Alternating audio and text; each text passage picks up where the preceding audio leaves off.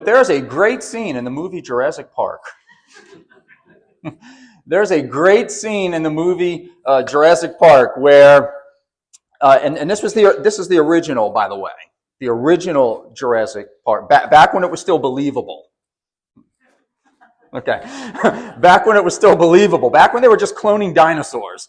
But there's a scene in the original movie where Jeff Goldblum's character, Dr. Malcolm, he gives this great speech while all the characters are sitting around eating, and he gives this great speech. It's aimed at the creator of Jurassic Park, the guy that dreamed the whole thing up. And what he's doing is he's explaining to this man that the problem with the scientific power that they are wielding to clone dinosaurs, the problem with it is that it didn't require any discipline for them to attain it. And what he says to them is, you just read what other people have done before you, and you just took the next step. You did not actually have to acquire any of the knowledge for yourself, and that is a very dangerous thing. His point is that, the extreme power without the discipline on how to wield that power is very dangerous. And as great as that scene is, and it's, as a kid, it's probably one of the more boring scenes because you just want to see the dinosaurs. But as an adult who's like fascinated by complicated, philosophical thoughts and things like this, and it's one of the greatest scenes, I think. But as great as that scene is, in the novel that the book is based off of, there's more to it, and he it's even better, I think, because he says more, and he goes into this analogy. And again, this does not make it into the movie, but it's in the book. He goes into this analogy of a karate master, and what he says is, by the time you take this karate master who has the power to go around and just kill people with his bare hands. But the thing about the karate master, he says, is that by the time first of all, he doesn't go around just killing people with his bare hands. And part of that is because by the time he has acquired the power to do such a thing, he's also acquired the discipline on how to use it and how to control it. You can't take a shortcut to becoming a karate master. You have to actually put in the time. And he says by the time he's capable of killing people with his bare hands, he has the discipline to control it and not use it that way. And I just find all of that fascinating. I love the whole thought process behind that. But the point is, sometimes we attain things too fast. We get things handed over to us too fast, when it would have been better. It would have actually been a lot better if we had to wait a little while before we achieved it, before we got it. For example, think about it. We want everything so fast. But, speaking about Jurassic Park, when Jurassic Park came out in 1993, if you wanted to rent that movie and watch it, you had to get up off the sofa, go to your car, drive your car over to the Blockbuster Video. You remember those? I miss those. It's an experience you can't duplicate. Go into the Blockbuster Video and hope with everything in you that when you got to that shelf where they had all those cardboard cutouts, there was a VHS tape behind that cutout. Do you remember the pain of seeing all the cutouts just against the wall with no tapes behind them? So you hoped, because if that tape wasn't there, your night was ruined. It was over for you. You had to wait till the next day and come back. But like today, if somebody wants to watch that exact same movie, they just plop it down on their sofa, click the Prime Video button on their remote, and about 5 seconds later, the movie is playing. You do nothing. There's no wait. But if that internet lags even 10 seconds in the movie and you get the little spinning thing, it's a catastrophe. But we used to have to actually drive to Blockbuster, and then there was even a chance it wouldn't be there. But we want everything so fast. We don't like to admit this, But we often expect God to be like that app. We expect God to be like that Prime Video app, or we expect God to be like those apps on our phone where we just click it and press it, and he just makes it happen. And he not only does he make it happen, but we want him to make it happen now, immediately. Do this right this second. But what Jeff Goldblum tried to tell us in 1993 is that sometimes faster is not better. Sometimes faster is not better. And so today's text that we're about to look at, it teaches us, among some very other important truths, that God knows things we don't, including the correct timing on when to make things happen and when to get involved and when to intervene.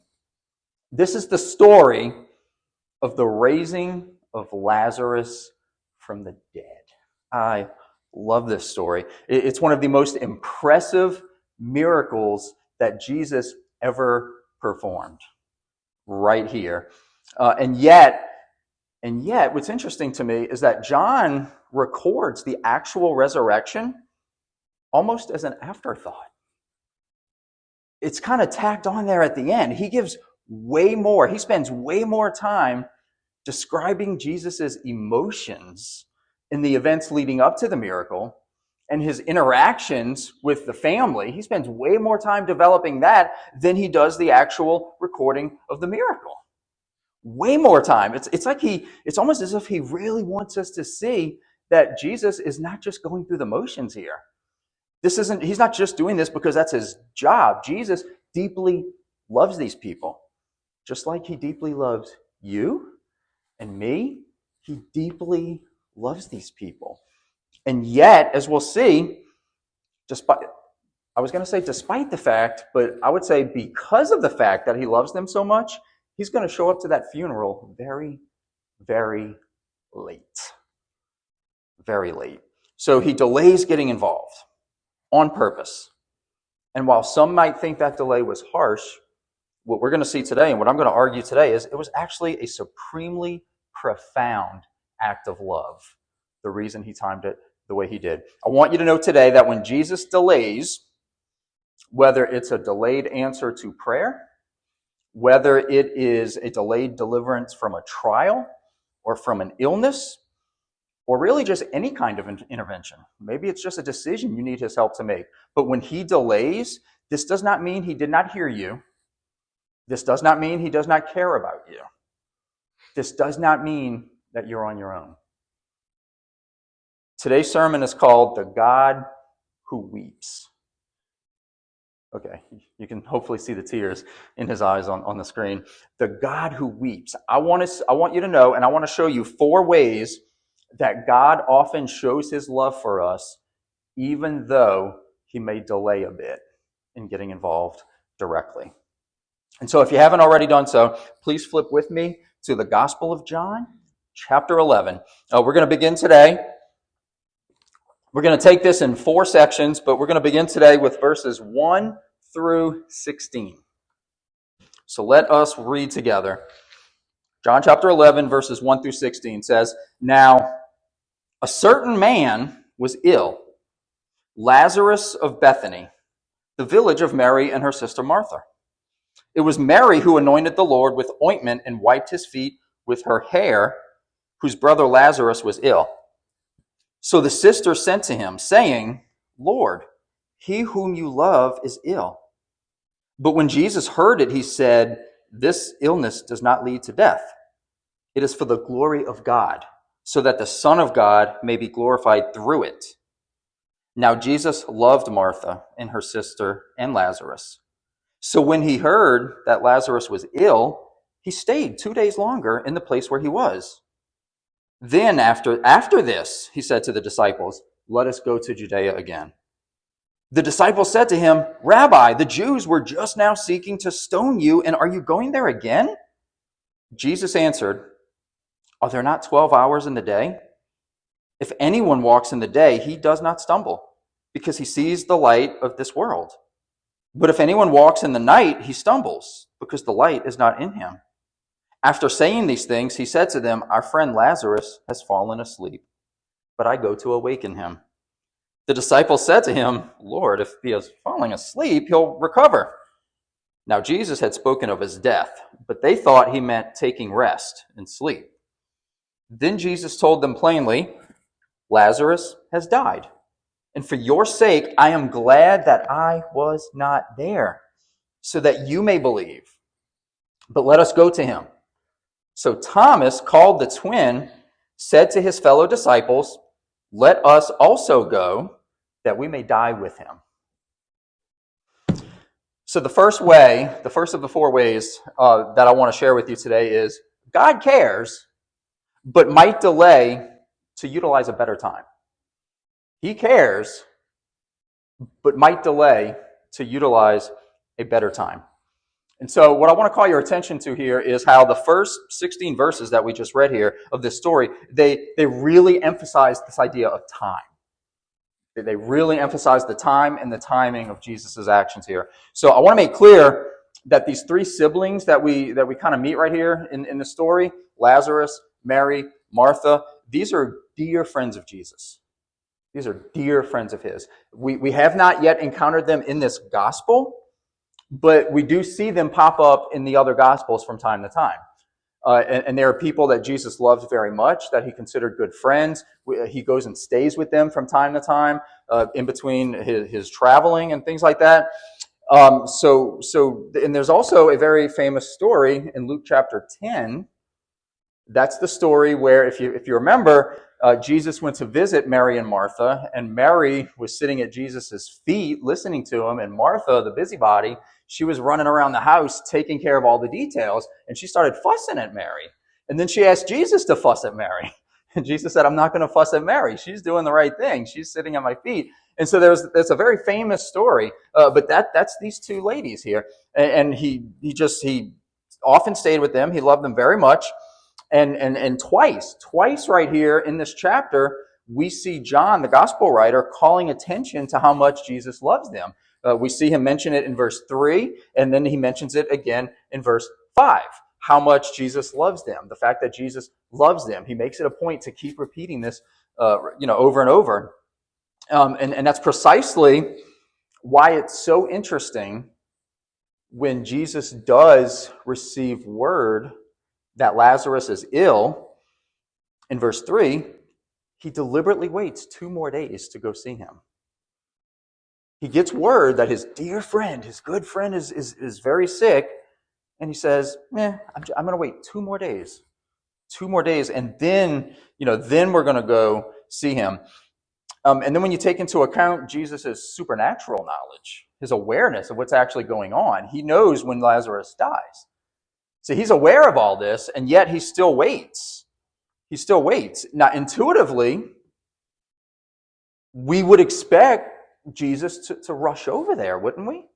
I mean, isn't that what you do when you care about somebody and you find out they're deathly ill and they need help? Don't you rush over there as quickly as you can? Or even if you can't do anything, you rush to their side, right? Intuitively, that's what we expect somebody to do when they love somebody and they find something like this out. And yet, that's not what Jesus does.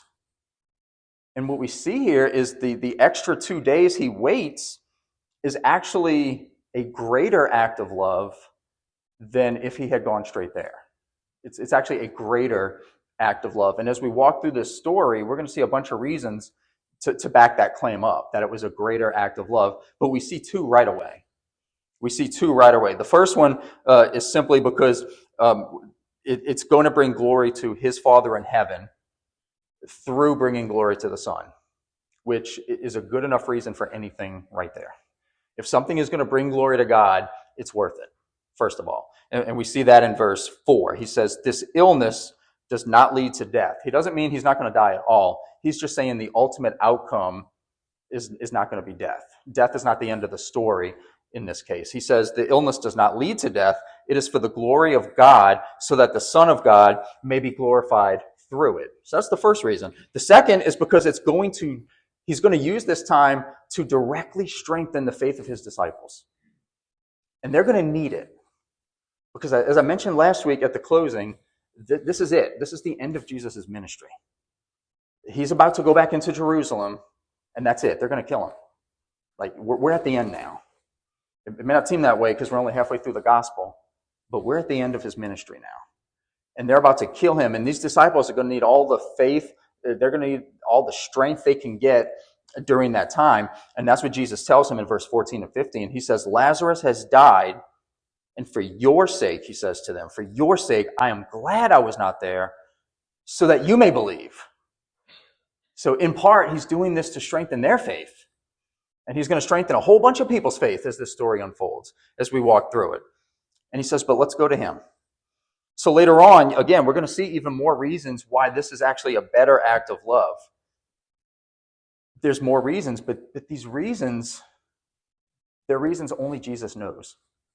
At this point in the story, only Jesus knows these reasons. And that's kind of the point. That's the whole point. Jesus knows things we don't. He has access to information we don't have access to. He has an awareness of all the scenarios, all the way things could play out, all the different events that could happen. So if this happens, then this. And he sees it all in real time. He knows all the outcomes, and he is committed to bringing about the best possible outcome in the ultimate sense. So he's committed to bringing about the best outcome, but he also knows the best way to get there. He knows the best way to maneuver history to get to that point.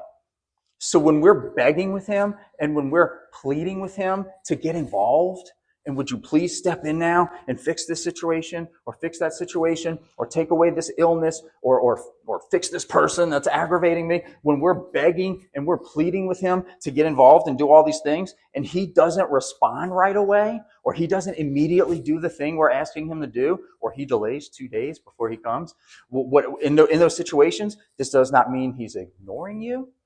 This does not mean he doesn't care. This does not necessarily mean that he's declined your request.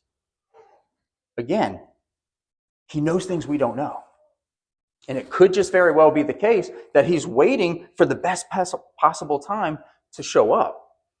He might know, if I show up today, that's not so great, but if I show up in 2 days, that's way better. And so he knows these things, even if we don't. So he might just be waiting for a better time. And if that's the case, again, it's because he knows something that you don't. And we just have to face that. The question should never be whether he's heard us, because we should know that he has. And the question should never be whether or not he's ignoring us, because we should know better that he's not. And the question should not be if he's just leaving us on our own, because we should know that he would never do that. The question rather should be, are we going to trust him to do what's best like only he knows to do? The question should never be whether or not his love is in question. The question should be, do we trust him enough to just let him do his thing and let him work? Because he does care. So Jesus waited 2 additional days before leaving. And we're going to find out, we're going to see more about why he's doing this as we proceed through the story. Let's move on into verses 17 through 27 and see what happens when he gets there. Picking up in verse 17. Now when Jesus came, he found that Lazarus had already been in the tomb 4 days. Bethany was near Jerusalem, about 2 miles off. And many of the Jews had come to Martha and Mary to console them concerning their brother. So when Martha heard that Jesus was coming, she went and met him. But Mary remained seated in the house.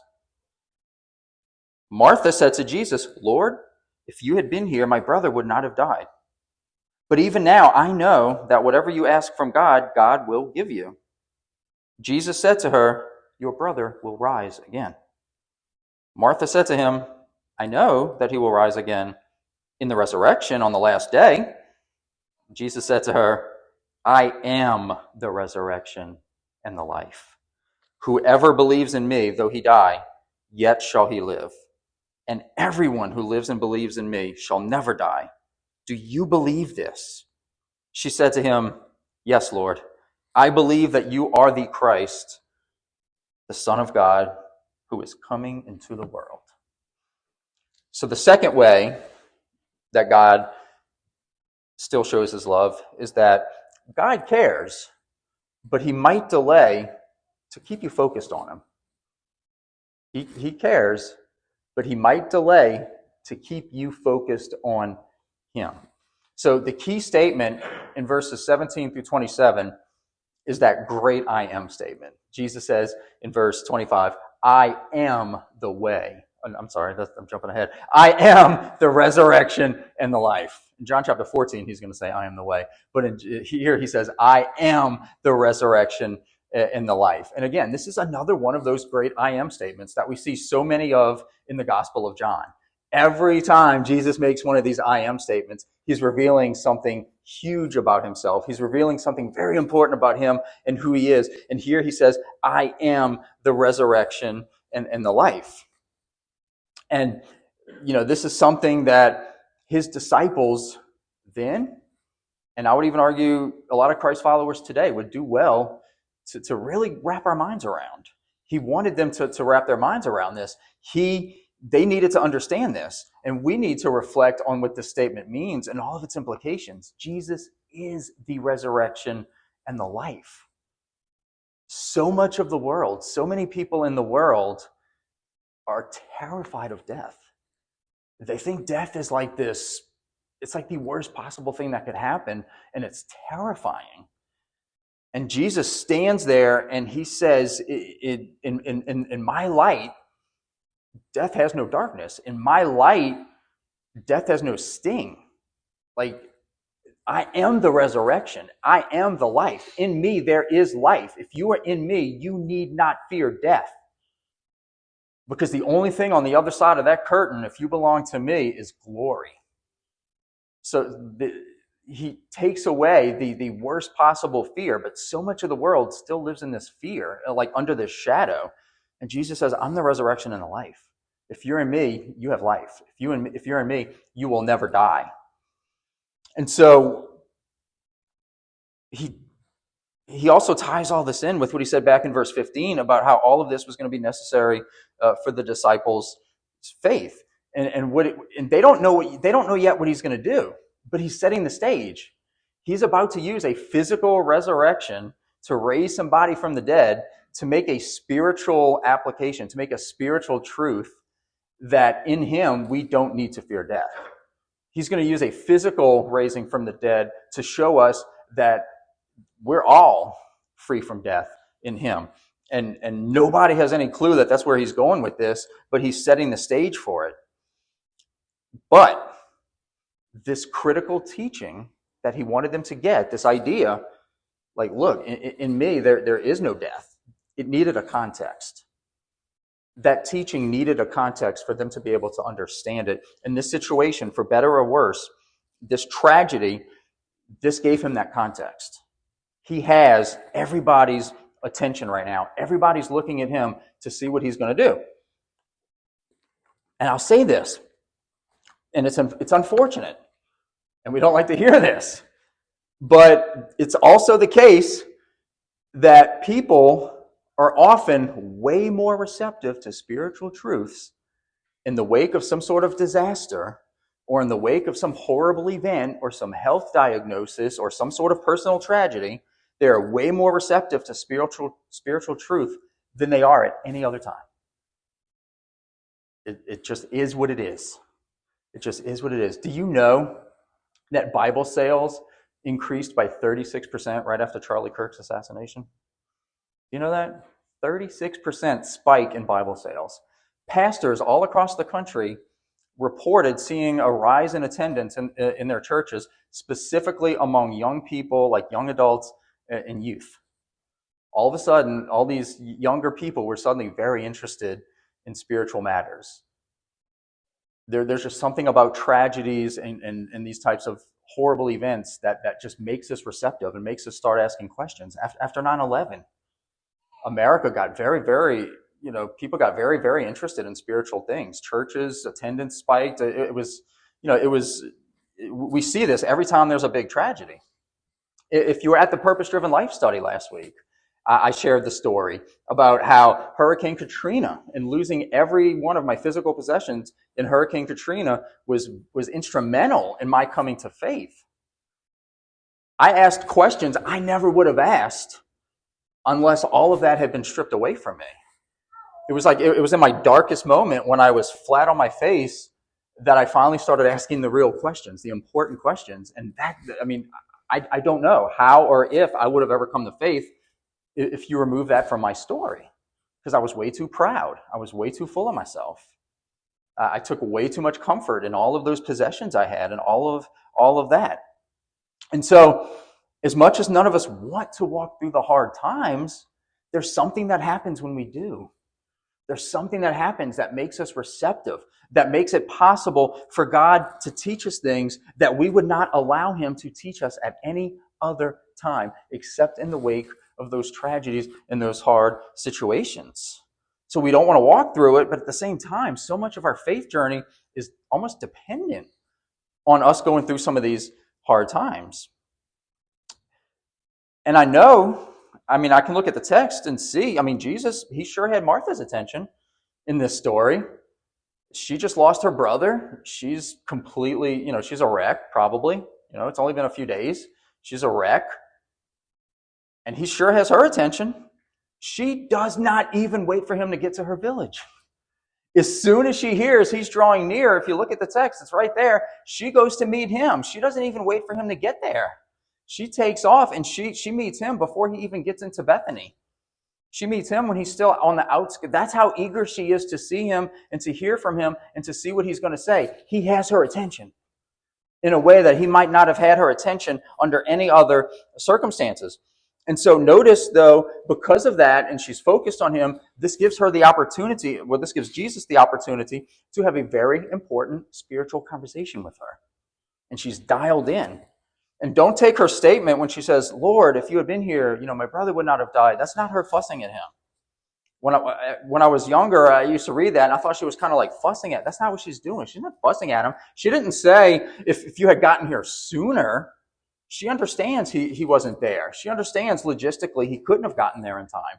She's not fussing at him. She doesn't say, if you had gotten here sooner. She's saying, if you were here. She's making a statement of faith. She's saying, I know that you could have done something about this. She's expressing her faith in him. And then she doubles down in verse 22.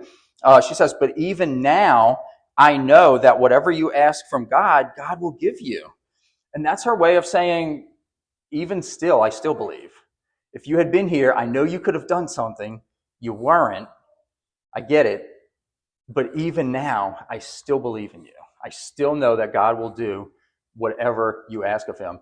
Because we know how the story ends, we think that she has some sort of inside knowledge sometimes, and she's insinuating that she knows what he's about to do.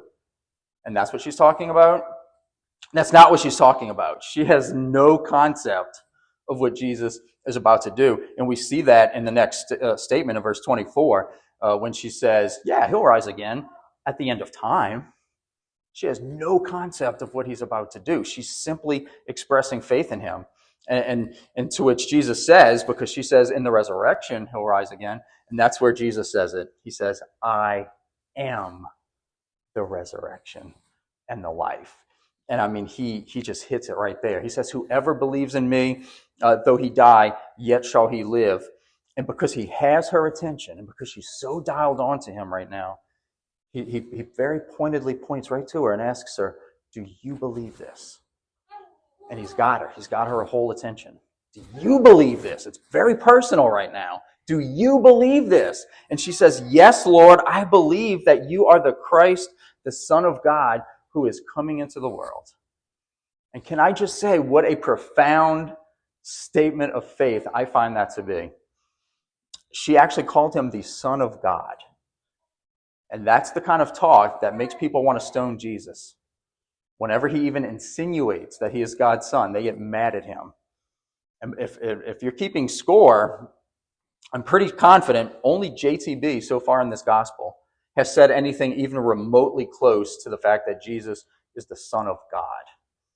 Nobody else seems to get this idea. And she just makes this profound statement of faith, profession of faith right there in front of him. You are the Son of God. She sees something that maybe she didn't see before, that only JTB has acknowledged. So, yes, God cares, but he might delay a bit while he has your attention. to keep your focus a little longer so he can teach you things that he might not be able to teach you when it's over. But while you're walking through it, while you're receptive, he might be using that time to teach you something. So don't be surprised if he doesn't rush you out of it, because he's trying to teach you something oftentimes, just like we've seen here. So let's pick up now with verses 28. We're going to read down to 37 as the story continues. Now we're going to see what happens when this other sister comes to Jesus. In verse 28, it says, when she had said this, she went and called her sister Mary, saying in private, the teacher is here and is calling for you. And when she heard it, she rose quickly and went to him. Now Jesus had not yet come into the village, because Mary stopped him, but was still in the place where Martha had met him. When the Jews who were with her in the house, consoling her, saw Mary rise quickly and go out, they followed her, supposing that she was going to the tomb to weep there. Now when Mary came to where Jesus was and saw him, she fell at his feet, saying to him, Lord, if you had been here, my brother would not have died. Where have we heard that before? When Jesus saw her weeping, and the Jews who had come with her also weeping, he was deeply moved in his spirit and greatly troubled. And he said, where have you laid him? They said to him, Lord, come and see. Jesus wept. So the Jews said, see how he loved him. But some of them said, could not he who opened the eyes of the blind also have kept this man from dying? So the third way is that God shows his love even when he delays. God cares, but might delay to show his compassion. He might delay to show his compassion. Because another thing that we all desperately need to know about the Lord is the depths of his compassion, the depths of his emotion, the depths of his love. And I can personally attest, as somebody who has endured great loss. I've walked through some terrible situations. I've endured some great losses in my life. As someone who has endured that, I can affirm that until God has lovingly nurtured you through a very difficult time in your life, until he has done that, you have not really experienced his love. Until you have felt his arms, metaphorically, wrapped around you, guiding you through a hardship, you just have not experienced the fullness of his love. It's in those moments you realize how deep his love really goes. And don't you think that experiencing that depth of his love and feeling the depths of that level of compassion, don't you think that is vital to your faith and to the growing of your faith and to knowing God fully? Is that you would know this part of his character also? Because it is. It absolutely is. And if you've only ever felt his power but never his compassion, then you don't really know him. You only know part of him. If you have only ever felt his power or seen his power, but never his compassion. And just to be clear, I am not implying in any way that God causes our hardships just so that he can love us through the hardship. That would be kind of redundant. Okay? That is not why we go through hardships. All right? The only reason, or the primary reason, the central reason we go through hardships is because there is a curse upon this earth that was brought into this world because of the presence of sin. And had that never happened, these hardships would not exist.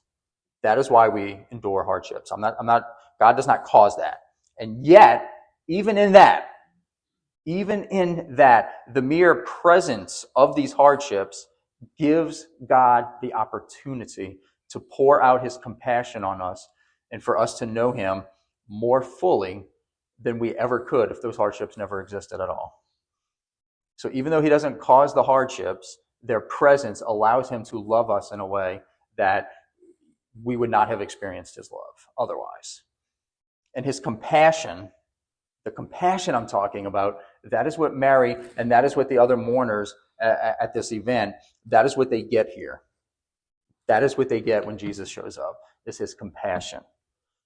Okay, so Mary gets there, and first thing she does is fall at his feet. And I just think it's amazing, first of all, that every single time we see Mary in the Gospels, she's at Jesus' feet on the ground. I mean, every single time, that is what she's doing. In John chapter 12, we're going to see her again. She's going to be on her feet in front of Jesus. In Luke chapter 10, she was on her feet in front of Jesus. I mean, on her face in front of Jesus. That's we could learn a thing or two from Mary. That's all I'm saying. But she always seems to be at his feet. In this case, she's at his feet weeping, and Jesus sees her weeping. He sees her weeping. He looks around, and he sees the mourners weeping. He sees all these people crying. And verse 33 says, he was deeply moved in his spirit and greatly troubled. He was deeply moved in his spirit, in the core of him, and greatly troubled. He became agitated, emotionally agitated. And then 2 verses later, in verse 35, he sees the tomb finally. He says, take me to where they buried him. And he sees the tomb. In verse 35, it's the shortest verse in the New Testament. It is 2 English words, and it says, Jesus wept. He wept at the tomb. He wept. And what's really curious about Jesus weeping right here is because, a lot of people in this story are crying and weeping. We see that a lot. But when Jesus weeps, John switches over, the gospel writer, and uses a different Greek word than all the other Greek words that he's used to describe everybody else weeping. There's one particular word he uses for them, but when Jesus weeps, he switches over to a different word. It is a word that does not appear anywhere else in the Bible. This is a one-time word. It appears nowhere else in the Bible, but it does appear, outside of the Bible in other Greek readings and other Greek writings. And it's a word that is usually used to express some sort of inarticulate noise that somebody would make, including the snorting noise that a horse makes when it snorts. This word would be used in those contexts. The snorting noise, like when a horse makes that weird snort, this word has been used to describe that noise. And John consciously switches words and uses that word here. Something came out of Jesus. Some kind of noise came out of him when he wept. But this was a deep emotional response. That is the point. Some noise came out of him. And all I'm going to say is, that's not the kind of weeping a man does who doesn't care. Whatever that sounded like, that is not the sound a man makes who doesn't care. This is a man who is deeply emotional at the scene as he's being confronted with this tomb and then all these people mourning. And people have speculated left and right exactly what is it that he was weeping over. There's a lot of speculation. Was he just crying for his dead friend?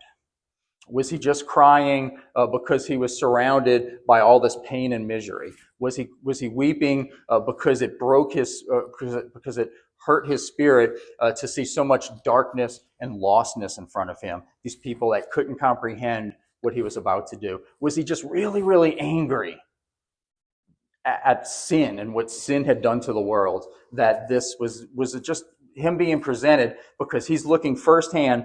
He knows what the world was like when he created it, and he's staring at this brokenness in front of him. Is that why did he have such a strong emotional response? And all I'll say is, take your pick, because the Bible doesn't tell us, but I sure can say with, I think, a pretty high degree of confidence that it was probably a little bit of all of it. I mean, do we only need one reason to cry? I don't think so. It was probably a little bit of all of that. But the fact is, he had a powerful emotional response to it. Jesus was not impassive. Jesus was not aloof. Jesus is not off somewhere in the corner just watching us like, oh, they're hurting, but I'm God and I'm up here. None of that. He is personally invested, and he genuinely cares about his people, and he is weeping in their presence in the wake of this tragedy. And so again, if this tragedy had never occurred, they never would have seen this. We would never see this in the pages of our Bible. We would never have seen this side of Jesus. Think about it. Think about the emotional responses we've seen from Jesus in other stories. We would have never seen this side of him if this had not happened. All of which leads up to the main event that we're about to get to in a second, when the actual resurrection happens. But, until you've experienced his compassion, you haven't really experienced his love. And if this had not gone down exactly the way it did, we wouldn't have this great story of one of the greatest acts of compassion we've ever seen. You can go read other mythological stories of other gods, the Greek gods and all this. They trifle with humans. They play around with humans. Humans are playthings to them. This is the God who weeps for his people. Don't lose sight of that. And so now we move on to the main event. John chapter 11, verses 38 through 44. Then Jesus, deeply moved again, came to the tomb. It was a cave, and a stone lay against it. Jesus said, "Take away the stone." Martha, the sister of the dead man, said to him, "Lord, by this time there will be an odor, for he has been dead 4 days." Jesus said to her, "Did I not tell you that if you believed, you would see the glory of God?" So they took away the stone. And Jesus lifted up his eyes and said, "Father, I thank you that you have heard me. I knew that you always hear me, but I said this on account of the people standing around, that they may believe that you sent me." When he had said these things, he cried out with a loud voice, "Lazarus, come out!" The man who had died came out, his hands and feet bound with linen strips, and his face wrapped with a cloth. Jesus said to them, "Unbind him and let him go." So the fourth way that we're going to see today is God cares, but might delay to show his true power. He might delay to show his true power. And that's key.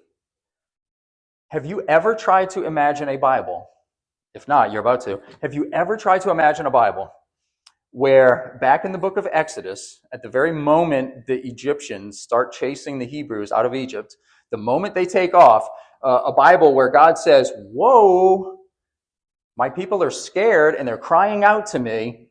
We can't have this. Let me intervene right this very second and stop them from chasing my people." A Bible where God steps in immediately and just stops their chariots and doesn't let them chase. And then the Hebrews just run off. Can you imagine a Bible like that? Because do you know what that Bible would not have in it if that's the way it had gone down? It would not have the parting of the Red Sea.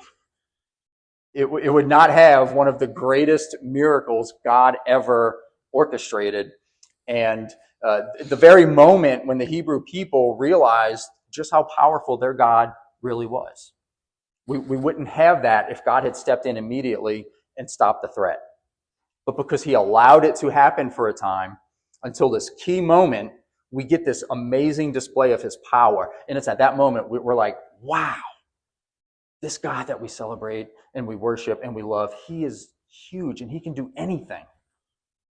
I mean, for that matter, if God always intervened the second things got dicey, if that's all he ever did, the second things started to go haywire, he immediately intervened, we probably wouldn't have any miracles in the Bible. There would be nothing there. These miracles come at key times in key ways. And we'd be the worse off for it if we didn't get to see this. If we didn't get to see firsthand through these stories how big and powerful he actually is, we would be worse off for it. And this is where that 2-day delay, when Jesus waited 2 days, this is where that becomes very important. Because by the time Jesus got there, Lazarus had already been in the tomb for 4 days. And that's a key detail there. He had already been in the tomb for 4 days. John mentions it twice. So remember, at the end of chapter 10, Jesus traveled 25 miles to Perea on the other side of the Jordan River. And we just saw that where he went to Bethany, this is 2 miles from Jerusalem.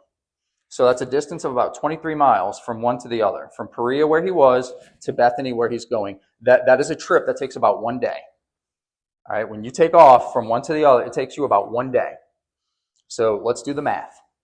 These messengers came to Jesus to tell him Lazarus was ill. Not dead, ill, at the beginning of the story. It would have taken them 1 day to get to Jesus. Jesus then delays 2 more days. So now we're up to 3 days total. And then Jesus comes back. So that's another day. What does that add up to? 4. 1 for the messengers to get to him, 2 for his delay, and then 1 day for him to get back. So it's been 4 days, and when he gets there, Lazarus has already been in the tomb for 4 days. Now, in that area back then, because of the dry climate and because they didn't use embalming procedures like we do today, when you died, like you started decomposing very quickly. Like there was nothing to slow that down. And so they would bury the people the very same day they died. Like you pass away, we cry for a little bit, we get you in the tomb, and then we finish crying. But we got to get you in the tomb quickly. So he's been in the tomb for 4 days. We do the math. Lazarus died the same day the messengers left to go tell Jesus he was sick. Before Jesus even got the message that he was sick, Lazarus was already dead. By the time he got the message, he never could have gotten there in time. So Lazarus was dead before Jesus even got the message. So now when you think back to the beginning of the story, the disciples telling Jesus telling the disciples he's already dead because they didn't understand. Jesus knew this. Jesus understood this. So it's been 4 days. It's been 4 days since Lazarus died. There was a superstition among the Jewish people. This is not biblical. This is not like a biblical thing. This is not true. But in those days, there was a superstition that when a person died, their spirit lingered around the body for about 3 days, trying to get back in. And then after 3 days, the body had deteriorated enough that the spirit knew it was never getting back in. And so after 3 days, that's when the spirit left and went to Sheol or wherever the spirits go. But it would hover in the area for 3 days. Okay, so how many days is it when Jesus gets there? 4. 4. Jesus deliberately timed his visit. We know because he chose 2 days. He chose a 2-day delay. He deliberately timed his visit so that 4 days had passed. Coincidence? Or did Jesus deliberately wait until Lazarus was really, really dead? So there would be no question about what was about to happen. No question at all. His delay in getting there allowed him to reveal his true power. And what it did is it took away any opportunity for any of the non-believers in the crowd to dream up some kind of alternate explanation. If he had gotten there and it was still day 3 or even day 2 and brought Lazarus back, the unbelievers could have always said, that wasn't really Jesus. It was the spirit hovering around the body. The spirit got back in. But he waited 4 days until the spirit, the way they believed it, the spirit was already gone. He took away any opportunity for them to come up with an alternate explanation. So then Jesus prays. And his prayer, if you notice, it's not to raise Lazarus. He doesn't pray for Lazarus to come back from the dead. Did you catch that? His prayer actually references an earlier prayer. He says, I thank you that you have heard me. That's his prayer to God. You have heard me. Past tense verb, meaning he's already prayed about this. We didn't get to see these other prayers. We don't know when he did, but during these 4 days, he's clearly been praying. He's referring back to earlier prayers. He knows what's about to happen. He knows the Father's will before he even gets there. He knows what's going to happen. He knows exactly what the Father's will is. So when he does pray in front of everybody, he doesn't say, Lord, would you please raise Lazarus from the dead? No, he says, Lord, Father, thank you that you have heard me. That's what he says. He thanks God out loud for the benefit of all the people standing around so they can hear that this has already been a done deal. He prays for their benefit. And he even says that so that they would They would know. And then he cries out with this loud voice. He says, Lazarus, come out. And you know who Augustine is? St. Augustine. He's got some great quotes, but he has a great one about this event. Augustine said that it's a good thing he said Lazarus come out and used his name instead of just saying come out, because if he had not said his name, every dead person in the entire world would have gotten up and come to him. So I'm like, I like this. And so it's at this point that Lazarus comes walking out of the tomb. Here he comes, and he's still wrapped up in his clothes in the wrappings that they buried him in. And Jesus says, take the wrappings off and, unbind him and release and let him go. And what's funny about that too is, Jesus, I mean, if he's going to bring a dude back from the dead, you think he could have untied the straps, right? When Lazarus got up, he wouldn't have to come, walking out like this. He could have done that. When Jesus rises from the dead, all his clothes are neatly folded and put on the side, remember? So he could have, and for that matter, he could have moved the stone out the way himself. He could have just, and the stone would have rolled aside. But what did he do? He asked the people to move the stone. He asked the people to unbind Lazarus. And I love this because it's like he's involving them in the miracle. He's like giving them an opportunity to come up and get right up on it and get up close, and so that they can see firsthand, up close, that this is not some kind of trick. If they're all just standing in the background, this might have just looked like some sort of elaborate charade. But no, he gets them involved and he brings them into it, and they're unwrapping him, and they had to move the stone. They know there's no trickery here. They know this was a bona fide miracle. And for them to realize, and then we should realize, that if Jesus can do this, Jesus can do anything. And I think that's the moment some light bulbs went off. If he can do this, he can do anything. So, maybe you're walking through a difficulty today. Maybe you're walking through some kind of situation. Maybe you're dealing with an illness. Maybe there's some guidance you're looking for. Maybe there's some decision that you need to make that you've been begging God to help you with. Would you give me some guidance? Would you show me the way? And maybe you've been praying all this time about something, and so far it just seems like God's doing exactly what he did in John chapter 11, and he's just delaying on purpose and making you wait. Maybe it feels like you're in a holding pattern and you're not sure what's going on. Maybe that's what's happening. I want to give you some food for thought. It could be maybe the time is just not right. Maybe 4 days is what you need. Not 2, not 3, but maybe the time's just not right. Maybe he's trying to use this time while he's got you focused on him and he's got your attention. Maybe he's trying to use this time to teach you something. Maybe he's using this time to love on you a little bit, and he's going to let you walk through it a little bit so he can keep hugging you a little longer, and he wants to show you his compassion. Maybe that's what he's doing. Or maybe he's timing it just right so that when he doesn't get involved, you will see his power manifest in a way that will blow your mind. There could be a whole bunch of reasons why he's waiting.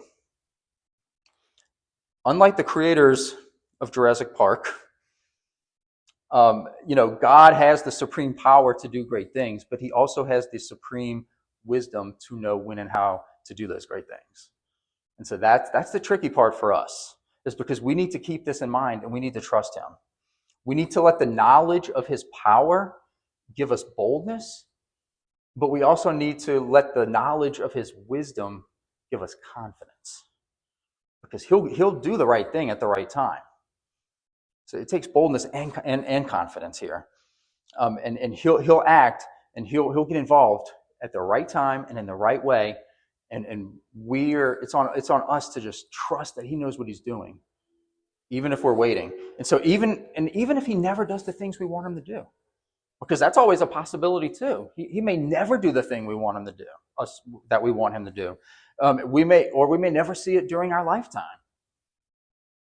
But you know what? We should still trust his judgment as the one true and living God who knows what's best.